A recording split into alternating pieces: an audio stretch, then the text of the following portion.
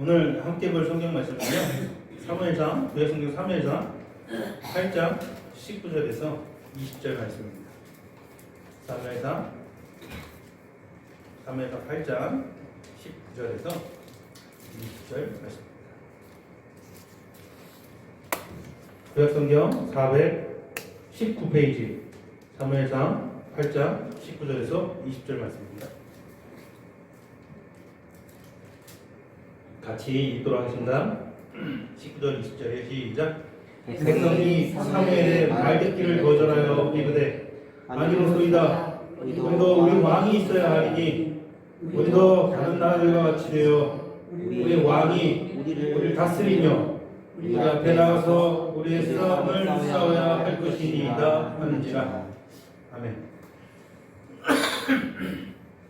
여러분들은 세상 나라 사람입니까? 하나님 나라 백성입니까? 하나님 나라. 너무 뻔한 질문을 해가지고 답이 쉽죠? 여러분 하나님 나라 백성 맞습니까? 하나님 나라 백성은 하나님 나라의 법을 가지고 살아갑니까? 세상 나라의 법과 질서를 가지고 살아갑니까? 하나님 나라의 법과 하나님 나라의 질서를 가지고 살고 계시죠. 그게 하나님 나라의 백성입니다.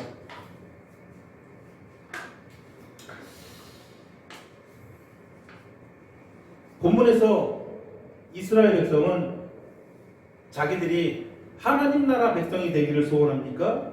세상 나라 백성이 되기를 소원합니까? 세상 나라 백성이 되기를 소원하고 있습니다.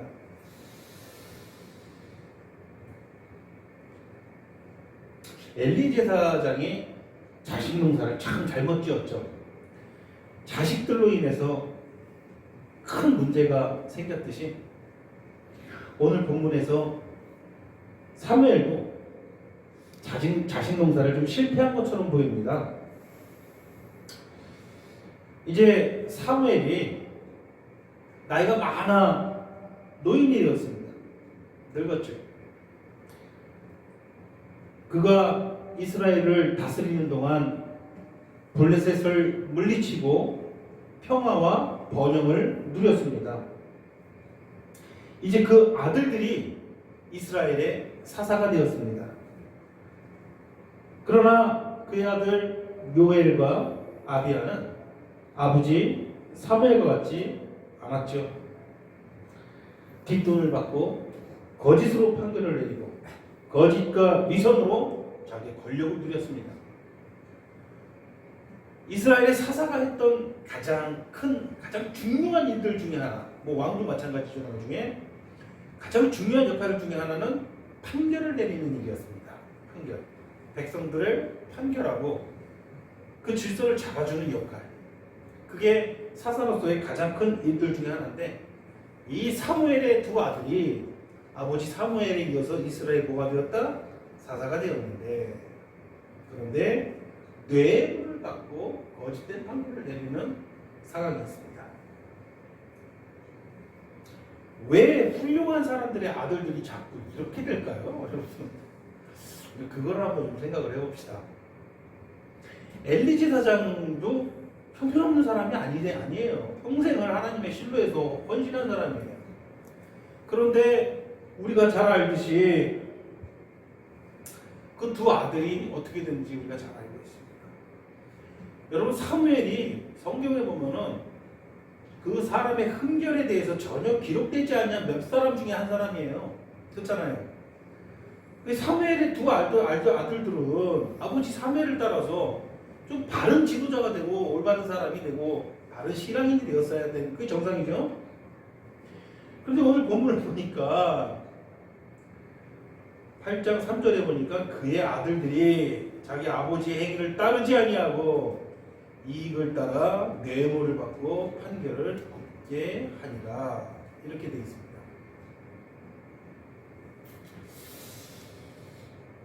왜 자꾸 이렇게 아들들이 엇나갈까요? 여러분, 왜 엇나가는 것 같아요? 생각 한번 해보세요. 그걸 우리가 어떻게 하나 하나님만이 아시지, 그렇게 단순하게 생각하지 마시고, 왜 이 훌륭한 신앙인들의 아들들이 자꾸 이렇게 엇나갈까요? 조금 엇나가는 게 아니라 많이 엇나가잖아요. 엘리의 두 아들들을 하는 행실을 우리가 오랫동안 계속해서 봐서 잘 알잖아요. 사무엘의 아들도 이게 조금 엇나가는 게 아니잖아요. 뒷돈을 받고서는 거짓된 판결을 내리고 위선으로 지나쳐버리고 있잖아요. 지금 이스라엘에 지도자가 하나님의 말씀 따라서 백성을 인도해야 되는 그런 지도자가 우리 노예가 돼가지고 이러고 있잖아요. 왜 이렇게 엇나갈까요? 아마도 제 생각에는 아버지가 그 자식들을 너무 사랑해서 그래요. 너무 사랑해서. 너무너무 소중하고. 그래서 너무너무 아끼다 보니까 영적으로 눈이 어두워진 거예요. 영적으로 눈이 어두워진 상태에서 내 인간적인 욕심과 본성만 가지고 너무너무 소중하고 너무너무 사랑하고 너무너무 아낀 거죠. 사랑은 하되 삐뚤어진 사랑을 해서 자식들이 이렇게 다 엇나간 게 아닐까 저는 그렇게 한번 생각을 해봅니다. 항상 육신의 욕을 충족시켜주고 싶습니다. 하나님의 사람이라면 당연히 내 소중한 자들에게 그들의 영적 축복을 소원하면서 하나님을 경외하는 사람이 되게끔 그렇게 내가 소원을 가지고 하나님 안에서 양육을 해야 되는데 그저 육신의 안위만을 챙겨주고 싶었던 거예요. 그 아버지의 마음을 가지고 성경의 수많은 사람들이 유독 이 자식 문제에 있어서 약한 모습을 보입니다. 한두 명이 아니에요. 참 이해가 되지 않지만 대부분의 사람들이 그래요. 대부분의 사람들이 그 훌륭한 사람들의 자식들이 대부분 훌륭한 자식들이 나오지가 않아요. 그 우리가 주목을 좀 해봐야 되죠. 한두 사람만 그런 게 아니라 대부분의 사람들이 다 그래요.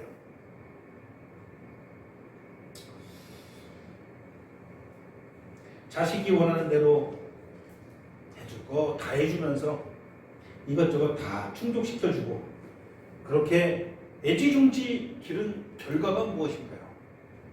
우리가 이전에 살펴본 엘리의 두 아들 홈리와 비누아스의 결과는 어떻게 되었나요? 그들이 결국은 하나님의 것을 도둑질하고 하나님의 제사를 욕보이게 하고 심지어는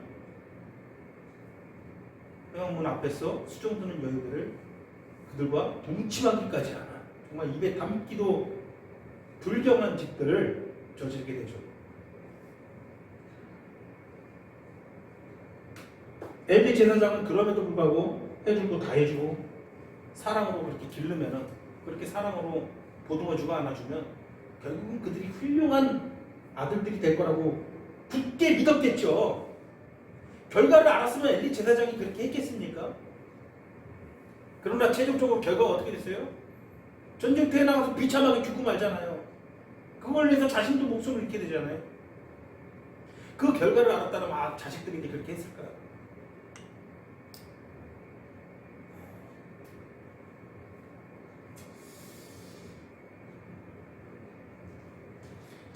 자식들 때문에 아들들 때문에 고생한 대표적인 인물 한번 생각을 해보면 누가 있을까요? 성경에 보면 다윗. 자식들 때문에 고생 진짜 정말 너무너무 많이 한 사람 누가 있을까요? 다윗. 여러분 참 성경에 대한 지식이 좀 풍부한 것 같아요. 다윗 딱 나오죠. 참 첫 번째 떠오르는 인물이 다윗입니다. 그렇게 아끼고 사랑했던 아들들. 사무엘상 13장에서 18장까지의 내용을 보면은 다윗이 얼마나 고생을 합니까? 다윗의 첫 번째 후계자는 사실상 누구예요? 법적으로 하면은 암논이면 암논. 암논이 첫째 장자이기 때문에 왕이 계승권을 가지고 있었어요. 근데 배달은 자기 여동생이죠. 배달은 여동생 다말을 보고 다말이 그렇게 아름다웠나 봐요. 외모가. 벽에 걸릴 지경까지 가는 거예요. 너무 짝사랑을 해가지고 자기 배다른 여동생을 보고 너무 짝사랑을 해가지고 병이 날 지경까지 된 거예요. 꾀를 내가지고 아픈 척을 해서 다말더러 병문안으로 오게 만들죠. 병문안으로 자기 여동생을 어떻게 합니까? 거탈을 하죠. 그 다말의 친오빠는 누구예요? 압살롬이죠. 압살롬이 양털 깎는 축제에 자기 형제들을 다 초대해서 눈치를 봐서 이 암논이 기분도 좋고 얼큰하게 취한 것을 보고 자기 신복들을 시켜서 찔러 죽이라고 시키죠. 결국은 찔러 죽입니다. 이 문제에 있어서 일이 이렇게까지 된 걸 가장 첫 번째 책임은 누구에게 있습니까? 다윗에게 있어요. 다윗이 암노미가 내 아들 암놈이 내 딸 다말을 겁탈했다는 소식을 들었어요. 듣고 어떻게 했을까요? 그냥 별로 뭐라고 안 했어요. 자기 아들을 너무 사랑했어요. 뭐라고 안 했어요. 그냥 조금 혼내고 말았어요. 그래서 이를 부득부득 갈다가 압살롬이 결국은 찔러 죽은 거 아닙니까? 그리고 자기 외가댁 구슬이라는 곳으로 가서 피하죠. 근데 또 암논이 죽고 그 다음 아들이 압살롬인데 압살롬이 나를 피해가지고 저기 구슬 땅에 가가지고서는 3년이라는 시간이 지니까 또 아들 보고 싶어서 그냥 안달이 나요. 어차피 암논을 다시 살릴 수는 없으니 이 압살롬이 내 아들 자꾸 눈에 밟히고 너무 괴로운 거예요. 암논 죽은 거 생각하면 내 첫째 아들 죽은 거 생각하면 그것도 가슴 아파 죽겠는데 이 둘째 아들마저 나를 떠나가지고 이렇게 어디서 뭘 먹고 어떻게 살지도 모르고 있으니까 막 아버지로서 죽겠는 거예요. 그것을 눈치챈 군대장관 요압이 구슬에 가가지고 압살롬을 데리고 옵니다. 데리고 와서 다윗이 기분이 좋았어요? 나빴어요? 너무 반가웠죠. 근데 심정이 복잡해요. 또 압살롬을 반갑게 맞이하려고 하니까 내가 제일 스스로 사랑했던 첫째 아들 암놈이 자꾸 머릿속에 떠오르는 거예요. 그 압살롬이 와서 좋기는 좋은데 차마 얘를 반갑게 맞을 수가 없는 거예요. 얼굴도 안 보고 몇 년의 시간이 지납니까? 2년의 시간이 지납니다.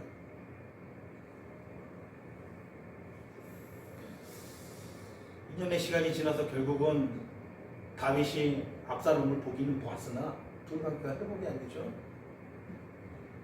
결국은 압살롬이 모반을 계획합니다. 내가 아버지를 끌어내리고 내가 왕이 되리라. 근데 첫 번째 행동이 뭐예요? 백성들의 환심을 산 거죠. 12지파의 유력 이사들은 왕한테 직접 재판을 받으러 옵니다. 그래서 재판 받는 그 길목에 서서 그들을 맞이해서 그들이 고충을 들었습니다. 얼마나 힘들겠냐. 우리 아버지는 근데 왜 판결을 이상한 쪽으로 하시냐. 내가 왕이 된다고요. 내가 이 억울한 걸 다 풀어드리겠다. 너무 이게 마음이 든든하니까 판결받으러 온 사람들이 그 압살롬한테 절을 합니다. 꼭 왕이 되셔야 됩니다. 그래서 절을 절 같은 거 나 그런 거 싫어한다. 왜 나한테 절을 하는데 손을 꼭 잡으면서 내가 다 이해한다. 내가 왕이 계승자로서 왕이 된다라는 이 억울한 거 다 풀어드리겠다. 환심을 삽니다. 그래서 헤브론에 가서 그 유력 인사들을 중심으로 해서 군대를 일으킵니다. 이 다윗의 군대가 아들 압살롬의 군대에 비해서 이길 수 있을까요? 이길 수 없었을까요? 안 되는 거예요. 결국은 맨발로 머리를 가리고 저 올리브산으로 그렇게 야반 도주하듯이 도망가지 않습니까? 아들을 피해서 그렇게 야인 생활을 하게 됩니다. 야인 생활을 하게 되는 거예요. 결국은 그렇게 사랑한 결과가 이거예요. 그렇게 아들들을 그렇게 사랑한 결과가 이거예요. 첫째 아들은 자기 딸을 겁탈하고서 그렇게 비명 행사하고 둘째 아들은 나를 죽이려고 저렇게 모반을 계획해가지고 군대를 일으켜서 내가 이렇게 맨발로 눈물을 흘리면서 이렇게 산 위로 도망이나 치고 있고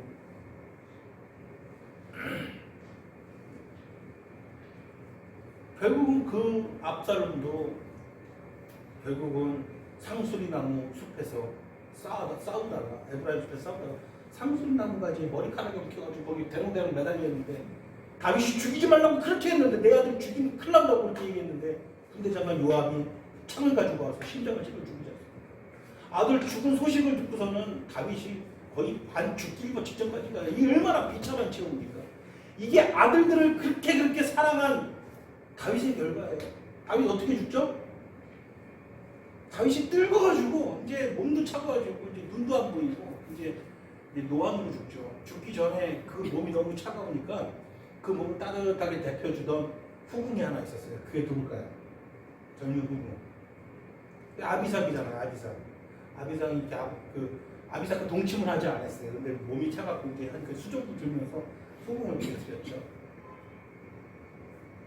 그때 다음 왕이 계승자가 누구였을까요? 아도니아죠. 아도니아가 다음 왕이 계승자였어요. 그런데 하나님은 다윗에게 일찍이 네 후계자가 누구라고 일러주셨죠? 솔로몬이라고 해요. 근데 이제 눈도 안 보이고 죽기 직전인데도 아직도 자기 후계자를 지목을 안 한 거예요. 그럼 다음 왕이 등자가 누구죠? 순서대로 하면 아도니아예요.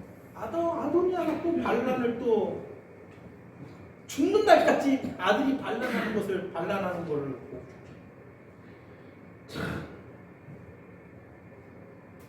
아도니아에 대해서 어떻게 얘기하냐면 열왕기상 1장 6절에 보니까 저는 압살롬 다음에 난 자요. 학기세 아들이죠. 엄마는 달라요. 압살롬 다음에 난 자요. 용모가 심히 준수한 자다. 그의 아버지 누구죠? 다윗이죠. 그의 아버지가 네가 어찌하여 그리하였느냐 하는 말로 한 번도 그를 섭섭하게 한 일이 없었더라. 이렇게 기록을 합니다. 다윗이 아들들을 어떻게 대했는지 알겠죠? 한 번도 그를 섭섭하게 한 일이 없었대요. 근데 아버지 죽이려고 이렇게 자기 형제들 다 쳐 죽이고 왕 되려고 모방을 일으키지 않습니까? 그때 결국은 그때 돼서야 솔로몬이 내 다음 왕이다 해서 솔로몬을 왕으로 선포해서 결국은 솔로몬이 왕이 되고 아도니아는 용서해 주죠. 솔로몬이. 근데 나중에 아버지의 후궁 아비삭을 달라고 그러잖아요. 그래서 그때 솔로몬이 분을 참 아버지의 후궁을 달라는 것은 뭐예요? 어쨌거나 새어머니잖아요. 네? 후궁은 새어머니를 내 아내로 달라는 거야. 그럼 자기가 왕이 되겠다는 거거든. 솔로몬이 분노를 해서 그때 쳐 죽이죠. 결국은 자기의 셋째 아들마저 그렇게, 비록 그때 다윗은 죽고 없었지만 그렇게 죽는 거예요. 한 번도 섭섭하게 한 일이 없었더라. 결국은 그렇게.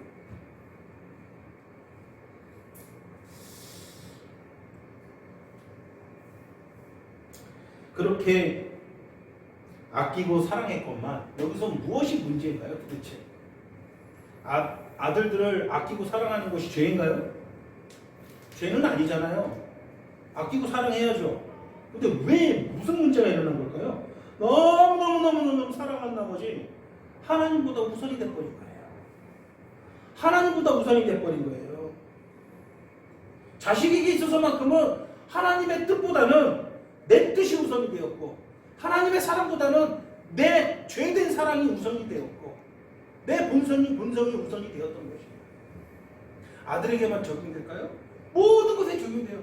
무엇이든지 하나님보다 사랑해서는 안 되는 거예요. 그게 돈이 될 수도 있고 내 다른 소중한 것들이 될 수 있죠. 인간이 상상할 수 있는 나에게 가장 소중한 것은 무엇입니까? 내 배우자와 내 자식. 근데 하나님보다 더 사랑한 결과가 이렇게 된다는 거예요.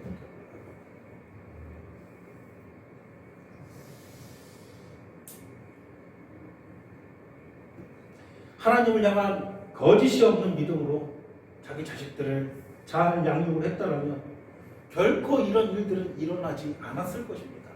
제가 단언컨대 사무엘이 자식을 어떻게 길렀는지 성경은 나와 있지 않아요. 그리고 사무엘의 흠결에 대해서 나와 있지 않아요. 다만 자식에게 있어서만큼은 사무엘이 성공한 사람일까요? 실패한 사람일까요? 그도 자식에게 있어서만큼은 실패. 이게 얼마나 큰 시험이고 얼마나 큰 유혹인지. 다시 말해서 내가 소중하게 생각하는 것들을 하나님보다 그런 게 있을지라도 내가 아무리 소중한 게 있을지라도 그것보다 하나님을 더 우선하는 게 얼마나 어려운 건지 성경은 우리에게 보여준다. 우리 장로님, 하나님이 우선입니까? 자식이 우선입니까? 하나님께서 환상 중에 나타나요. 이것은 그냥 이렇게 모호하게 나타나는 게 아니라 분명하게 환상 중에 나타나서 배선녀가 내가 너를 사랑하고 네 자식을 사랑한다. 내가 너를 위해서 모든 것을 예비해 놓을 테니 네 아들 성진이를 제물로 바치라 하면 어떻게 하겠습니까? 아유 차라리 날 제물로 드릴게요. 그거는 안 돼요. 그러시겠습니까? 아멘. 저는 하나님만 믿습니다. 그렇게 하시겠습니까? 왜 어려운지 아시겠죠? 내가 직접 당해보면 이 아들 문제에 있어서 아무리 위대한 신앙의 선진들이 할지라도 다 약한 모습을 보이는 이유가 바로 그것입니다. 하나님보다 우선하는 거예요. 근데 그 결과가 결코 좋지 못하다는 거예요. 내가 상상했던 것 이상으로 끔찍 같다는 거예요. 나는 내 자식이 이렇게 하면 잘 될 줄 알았는데, 그래서 이렇게 사랑을 베풀었는데, 내가 아끼고 사랑으로 기르면 잘 될 줄 알았는데, 결국은 아버지를 죽이려는 자식들이 나고, 자식이 자식을 죽이고, 전쟁터에 나가서 다 죽이고, 이렇게 되는 거예요. 이게 하나님 경외할 줄 모르고 하나님 없는 삶을 사는 자식들이 됐다고.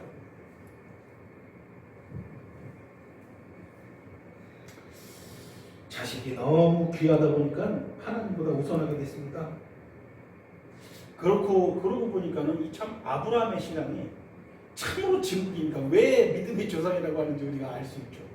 참 진국 신앙이에요. 창세기 22장에 보니까, 창세기 20장 이후에 보니까 하나님께서 아브라함을 테스트하려고 네 아들 이삭을 제물로 바치라. 그래서 불을 지필 장작을 준비하고 나귀를 준비하고 두 종을 데리고 하나님께서 지시한 산으로 갑니다. 가던 길에 이제 산 오르기 전에 두 종을 그리고 나귀 앞에다 두고 나무 장작을 자기 아들 이삭 보고 직접 지라고 불과 여러 가지 도구를 들고 올라갑니다. 올라가면서 말이 없다가 그 아들 이삭이 청년이었어요. 아기가 아니에요. 이삭이 청년이었어요. 아기가. 그 이삭이 내 아버지요, 여기 불과 나무는 우리가 지금 가지고 올라가는데 하나님께 드릴 번제는 어디 있나이까? 물어봅니다. 아브라함 심정이 어땠을까요? 막 그 자리에서 통곡을 할 수밖에 없겠죠. 근데 감정은 그냥 꼭 추스립니다. 하나님께서 예비하실 거다. 그리고 올라갑니다. 이삭도 순종해요. 이삭도 다 눈치채고 있었어요. 아브라함이 아들을 하나님께 번제로 드리려고, 번제로 드린다는 거예요. 죽이고 시신을 각을 떠가지고 나눠 놓고 하나님께 기름까지 다 태워서 올려놓는 제사예요. 자기 아들을 그렇게 하려고 칼 들어서 치려고 하니까 하나님께서 어떻게 하십니까? 손대지 말아라! 아무 일도 하지 말아라! 앞으로도 이 이삭에게 내가 아무도 건들지 못하게 할 것이다. 하나님께 순종하니까 결과가 어떻게 했나요? 이삭이 얼마나 큰 축복을 받나요?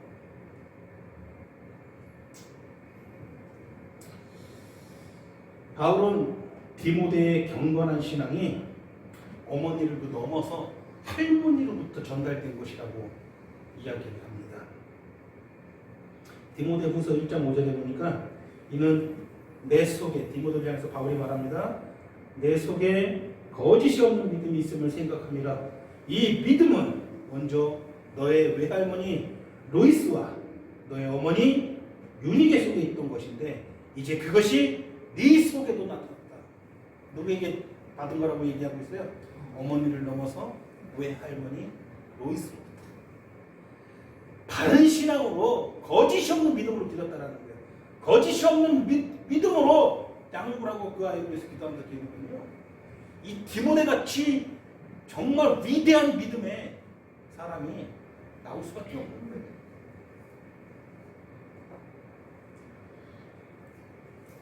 사무엘이 어떻게 자식들을 길렀는지 모르겠지만 결과적으로 그는 실패했어요. 자식 양육하는 데 있어서만큼.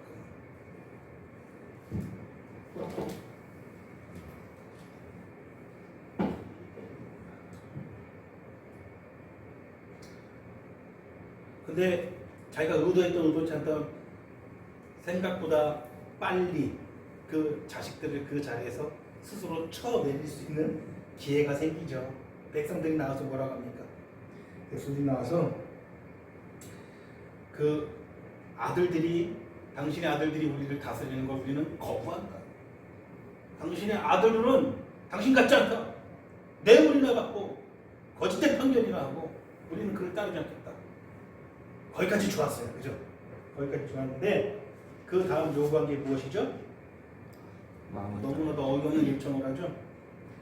8장 5절에 모든 나라와 같이 우리에게 왕을 세워 우리를 다스리게 하소서. 누구와 같이? 다른 나라. 모든 나라와 같이.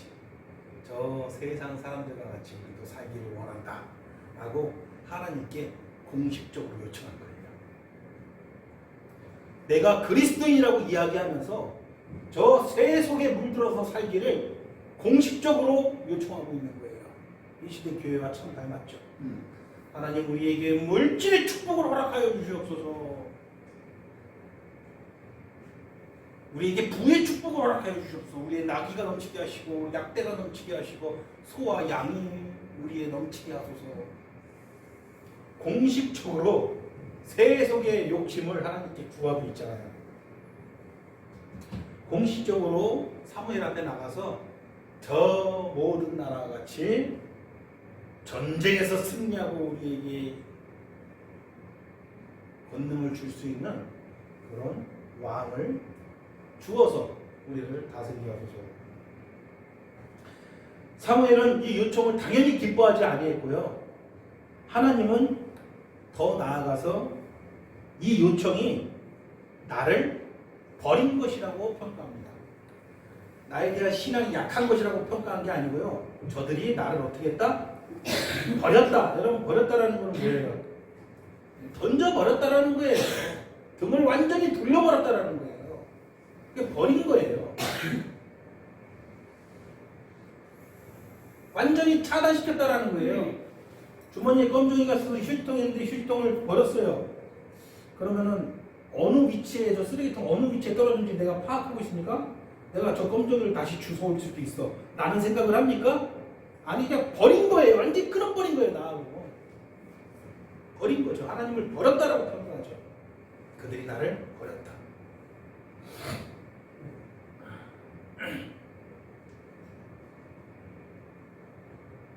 왜 버렸다라고 평가합니까? 이거 10장 한번 넘겨볼까요? 10장 18절에서 19절 한번 읽어봅시다. 10장 18절에서 19절 같이 한번 읽기 시작.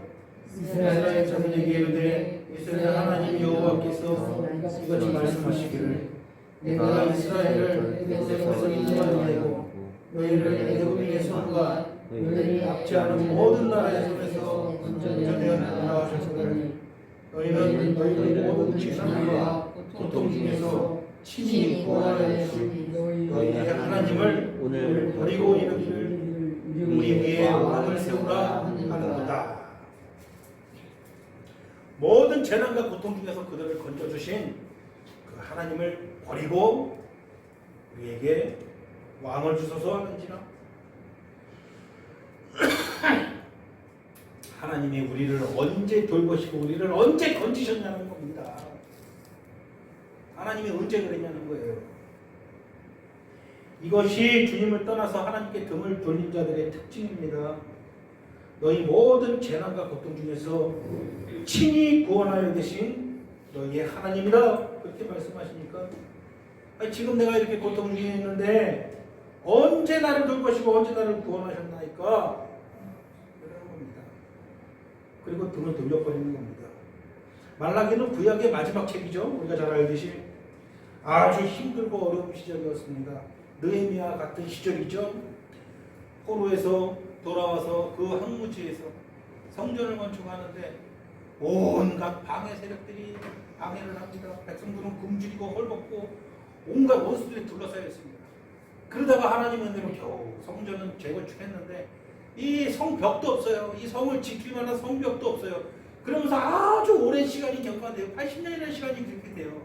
그들은 먹을 것도 별로 없었고 주변에는 원수들에게 둘러싸여 있었고 그리고 내부의 권력자들 그나마 있었던 그 권세자들은 착취하기에 바빴어요. 그들 배만 불리기에 바빴어요.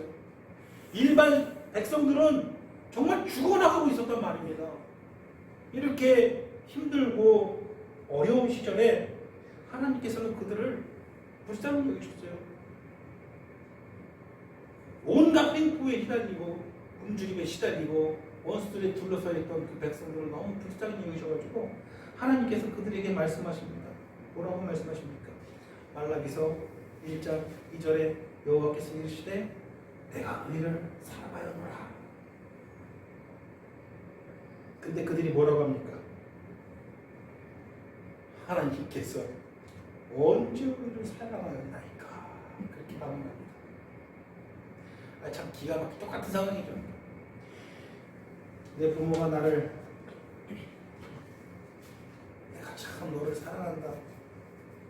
아버지가 나를 어떻게 사랑하셨나이까? 어머니가 나를 언제 사랑하였나이까? 그러면 그 부모 속이 어떻게 될 것 같습니까? 참 대못을 박는 짓이죠. 근데 하나님께 대하여 그러고 있습니다.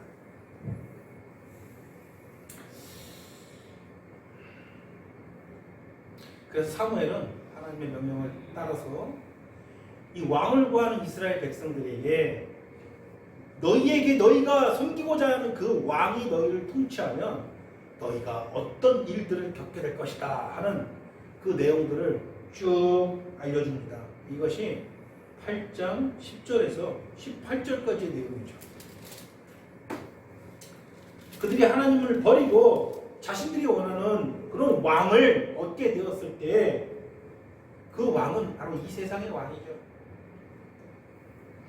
이 세상의 왕은 누구일까요, 여러분? 여기서는 이제 사울이 되지만 이건 하나의 모형이잖아요. 실제로 이 역사에서 가리키고 있는 그들이 원하는 왕은 누구를 말하는 거예요? 이 세상의 왕이잖아요. 이 세상의 왕은 결론적으로 누구를 가리키는 걸까요? 네? 사탄이죠. 그들은 사탄이 자신들을 다스리기를, 마귀가 자신들을 다스려주기를 원했던 거예요. 사실은 하나님을 버리고. 요한복음 10장 31절에 보니까 이제 이 세상의 심판이 이르렀으니 이 세상의 임금이 쫓겨나니라. 이 세상 왕이 쫓겨나. 이 세상의 왕은 누구다? 공중의 권세 잡은 자 마귀라는 거예요. 사탄이라는 거예요. 그들이 세상의 왕을 구한 것은 곧 마귀의 지배를, 마귀에게 지배당하기를 소원한 것이죠. 그때 하나님께서는 따로 준비하신 왕이 있었어요. 그들이 구하기 전부터 내가 너희들에게 왕을 줄 것이다.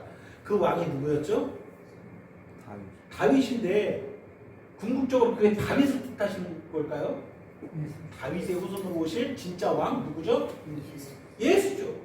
마태복음 2장 2절에 동방 박사들이 왕이 태어나신 거고 그에게 경배하기를 원해서 찾습니다. 뭐라고 찾습니까? 유대인의 왕으로 나시니가 어디 계시뇨? 정말 왕은 누구를 가리키는 거예요? 하나님께서는 예수 그리스도를 예비하고 있었는데 사람들은 사탄의 지배를 지금 원하고 있다는 거예요. 그게 동서고금 시대를 막론하고 인간들의 현실이에요. 이스라엘 백성들의 지금 이 모습이 모든 인간들의 불쌍한 삶을 대변해주고 있는 거예요. 그걸 원하고 있다는 거예요. 마귀가 나를 다스려주기를 원하고 있다는 거예요. 아주 강력하게. 하나님은 버리고.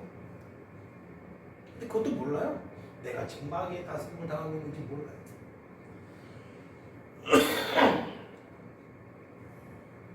마태복음 27장에서 예수님을 신문하고 싶은 빌라도가 묻습니다. 당신이 유대인의 왕인가? 그때 예수님께서 뭐라고 말씀하십니까? 네 말이 옳도다. 예수님께서 내가 유대인의 왕이라고 분명하게 선포하고 계시죠.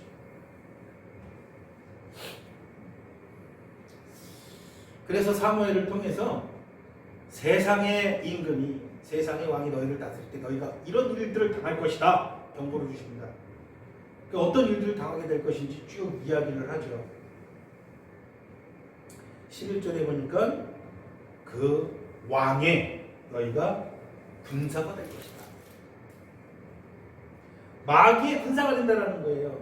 마귀의 군사가 돼서 누구와 싸운다는 거죠? 하나님을 대적하고 하나님의 교회를 대적하게 된다는 거예요. 너희가 마귀의 군사가 된다는 거예요. 세상은 교회를 대적하고 있죠. 코로나가 한참 퍼졌을 때도 마찬가지예요. 온 세상은 교회를 대적했어요. 자기네들이 교회를 대적하는지도 몰라요. 마귀의 군사가 되고 있는지도 몰라요. 온 세상이 교회를 비난했어요. 일주일에 한 번 떨어져가지고 예배 드리는 게 위험합니까? 매일 아침 만원 버스, 만원 지하철에서 부대끼는 게 위험합니까? 단 한 번도 교통수단에 대해서 비난하지 않아요. 아무리 코로나가 발생해도 회사는 돌아갑니다. 사람들은 따뜻하게 모여서 여전히 자기 일을 합니다. 한 번도 그런 걸 건들지 않아요. 왜? 매일 그렇게 모여서 일을 하는데도 왜? 먹고 사는 문제니까. 그건 마귀가 다스리는 세상의 질서에 부합하는 일이니까. 그러나 일주일에 한 번 띄엄띄엄 떨어져서 예배드리는데 모든 코로나의 병균이 여기 다 있는 것처럼 온통 교회만 비난했습니다. 절대 못 모이는 교회를 비난했고, 심지어 교회들조차도 모이는 교회가 이상한 교회라는 식으로 비난을 합니다. 같은 교회끼리도. 온 세상은 마귀의 분사가 되어 있습니다. 그래서 하나님의 교회들을 대적합니다. 제 말이 틀립니까? 이만큼이라도 제 말에 오류가 있습니까? 모든 언론들도 집단 감염이 일어나는 다른 데는 별로 언급을 안 해요. 오직 교회에서 집단 감염이 일어났다 하면 그냥 기사를 쓰기 바쁩니다. 왜 이렇게 대적할까요? 이유가 없어요. 그냥 그래요. 그들은 마귀의 군사가 되는 거예요. 이 세상 임금을 따르면 너희는 그들의 군대가 될 것이다. 12절에 보니까 왕의 밭을 갈고 추수하고 무기와 병거를 만든다 이렇게 되어 있고요. 13절에 보니까 너희 딸들은 왕이 향료를 만들고 요리하는 자와 떡 굽는 자가 될 것이다. 14절에 보니까 너희의 가장 좋고 아름다운 것들 다 빼앗아갈 것이다. 15절에 보니까 너희 소산의 11조를 거두어갈 것이다. 16절에 보니까 가장 아름답고 귀한 것들을 다 가져가서 다 데려가서 왕의 일을 시킬 것이다. 17절에 결국 너희는 그의 뭐가 된다? 종이 될 것이다. 그 다음에 18절에 나중엔 반드시 너희는 하나님께 부르짖을 것인데 그때는 이미 어떻게 됐다? 늦었다. 그때는 응답하지 아니할 것이다. 주님께서 해주신 말씀 생각나죠? 주여 우리가 주의 이름으로 건능을 행하고 귀신을 쫓아내지 않는다니까. 그때 주님께서 뭐라 합니까? 난 너희 모른다. 응답하지 않는다.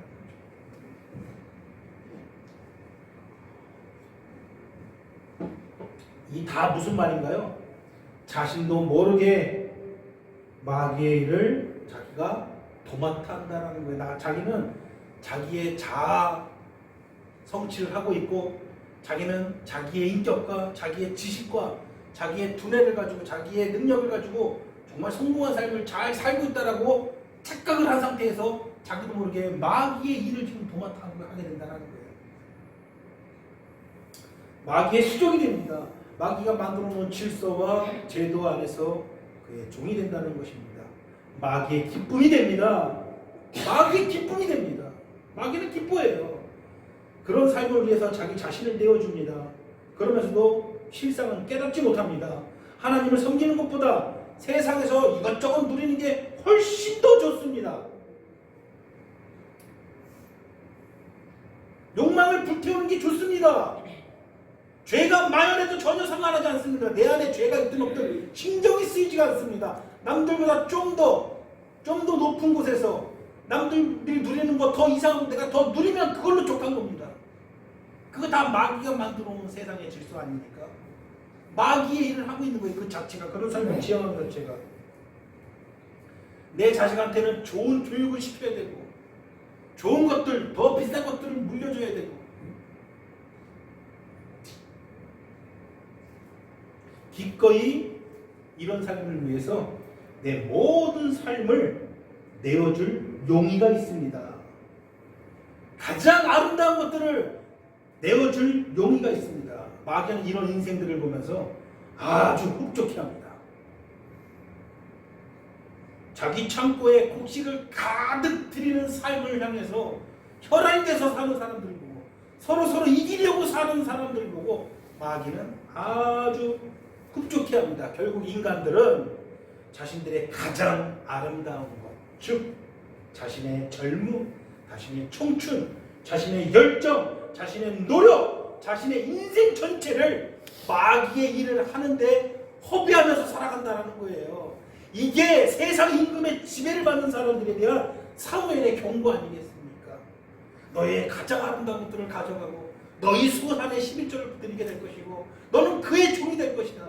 그가 원하는 인생을 살게 될 것이다. 종은 무엇입니까? 자기 의지가 없는 거예요. 짐승과 같은 거예요. 노예죠, 노예. 이때 당시의 노예는 자기 주관이 아무것도 없어요. 자기 주인이 시킨 대로 사는 거예요. 마귀가 시킨 대로 산다는 거예요. 그래서 결국은 마지막에 일어나가지고, 마지막은 언제 일어나는 겁니까? 죽음이죠.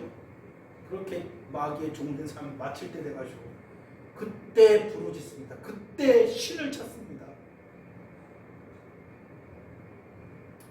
그러면 그때 너희에게 그날의 여호와께서 너희에게 응답하지 아니하시리라.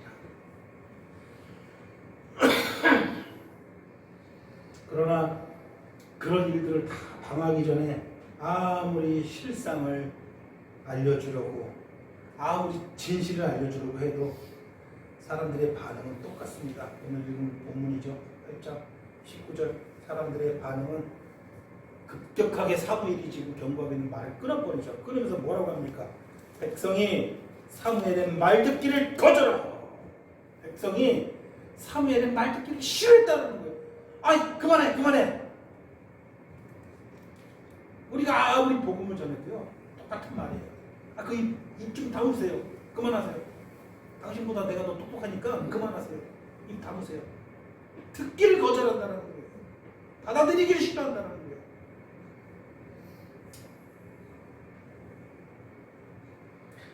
성경은 어디에서나 이런 반응들이 나타납니다. 호세아, 우리 한 문장 찾아보고 말씀 마치겠습니다. 호세아 11장 7절 한번 보겠습니다. 구약 성경 호세아 7장 11장 7절입니다.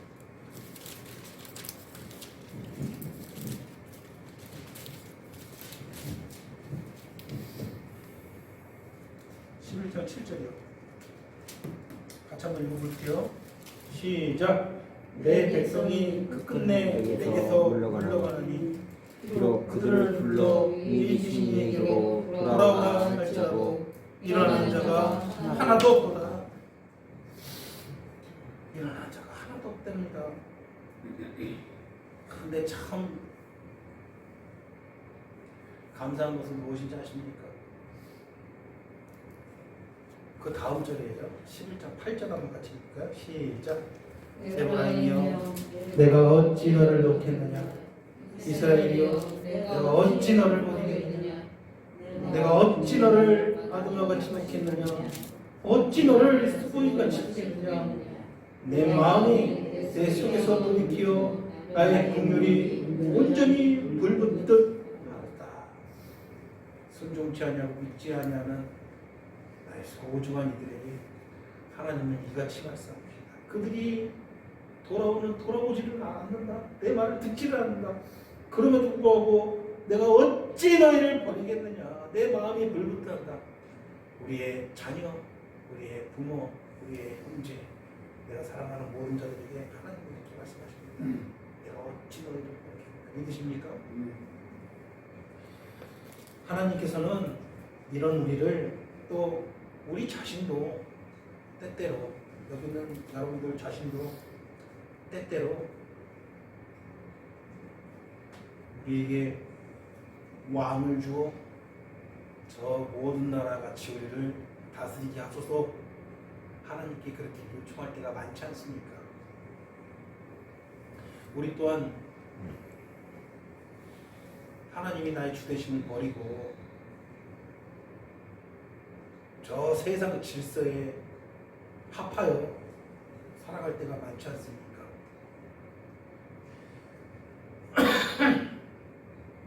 하나님께서는 이런 우리를 버리실 수가 없습니다. 그래서 하신 게 무엇이죠? 독생자를 우리에게 주신 거 아닙니까?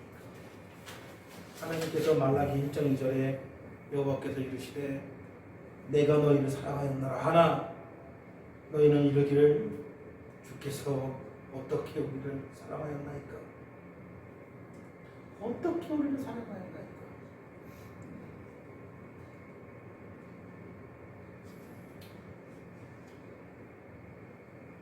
요한복음 3장 16절 같이 한번 읽어볼까요? 시작. 하나님이 세상을 이처럼 사랑하사 독생자를 주셨으니 이는 저를 믿는 자마다 멸망치 아니하고 영생을 얻게 하려 하십니다. 하나님께서 우리를 어떻게 사랑하셨나이까?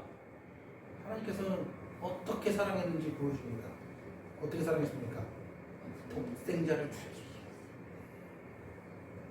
로마서 5장 8절에 그리스도께서 우리를 위하여 죽으심으로 하나님께서 우리에게 대한 자기 사랑을 확증하여 내가 너희를 사랑한다. 어떻게 우리를 사랑하였나이까? 확증했다는 거예요. 누굴 주심으로? 예수님께서 우리를 대신해서 죽임을 당하시고. 이보다 더 큰 사랑이 있습니까? 아브라함을 테스트했죠. 어떻게 테스트? 너의 독생자를 번제로 드리라. 아브라함은 그렇게 순종하려고 했지만 하나님께서 막으셨어요. 근데 자기 자신, 하나님께서 자기 자신, 당신에게만큼은 막으시지 않았어요. 우리도 우리 자식이 그렇게 귀합니다.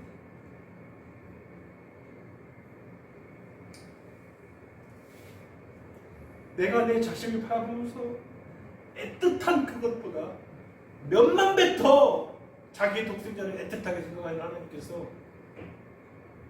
나를 살리고 싶어서, 우리를 살리고 싶어서 아브라함은 말리셨지만 자기 자신을 말리지 않으셨다는 거예요. 이게 어떤 사랑인지 여러분 아시겠습니까?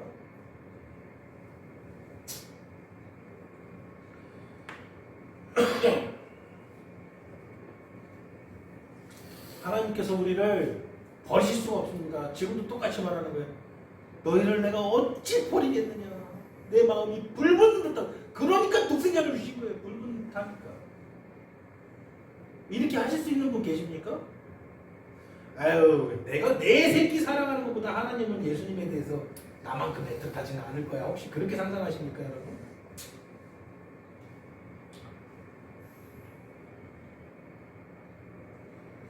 하나님께서 어떻게 우리를 사랑하셨나이까? 말라기 시대 사람들은 참 힘들었죠. 우리 모양이 이 모양이 이 꼴인데 우리가 이렇게 고통 중에 부르짖고 있는데 내가 이렇게 지금 환난 중에 있는데 내가 이렇게 고통스러운 일들이 겪으면서 있는데 도대체 뭘 어떻게 나를 사랑했다는 겁니까?